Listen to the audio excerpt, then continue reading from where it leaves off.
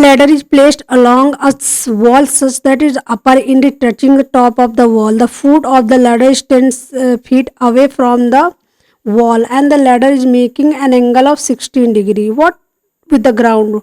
When a man start climbing on it, it slip and now ladder makes an angle of 30 degree with ground. How much did the ladder slip? Okay. देखो ये एक दीवार है, ठीक है, और दीवार के सहारे एक लैडर खड़ी हुई है जो कि है 10 मीटर 10 फीट, ठीक है, 10 फीट दूर है, 60 का एंगल बनाती है। तो ये 30 डिग्री हो जाएगा और ये 90 डिग्री हो जाएगा।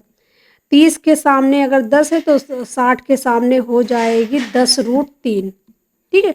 और ये लैडर जो है इसका 30 के सामने जो भी होता है 90 के सामने 2 गुना हो जाती है, तो ये हो जाएगी 20, ठीक है।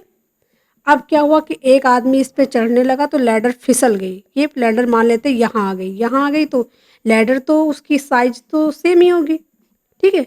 तो ये यहाँ से लैडर आ गई, खिसक गई यहाँ से। अगर हमने मान लिया ये ए बी और सी है तो ये डी और ई हो गया। ऊपर से भी खिसक गई और इधर भी खिसक गई।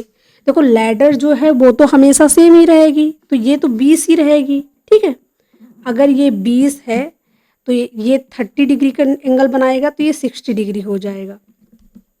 अगर 90 के सामने 20 है तो 30 के सामने कितना हो जाएगा 10, मतलब ई भी 10 हो गई। और यही पूछ रहा है कि खिसकी कितनी है, तो ये दूरी निकालनी है। टोटल दूरी कितनी है √10√3 माइनस ये हो जाएगा 10, तो आ जाएगा 10 √3 माइनस 1 फीट। ऑप्शन सी जो है करेक्ट आंसर आ गया, 10 √3 माइनस 1।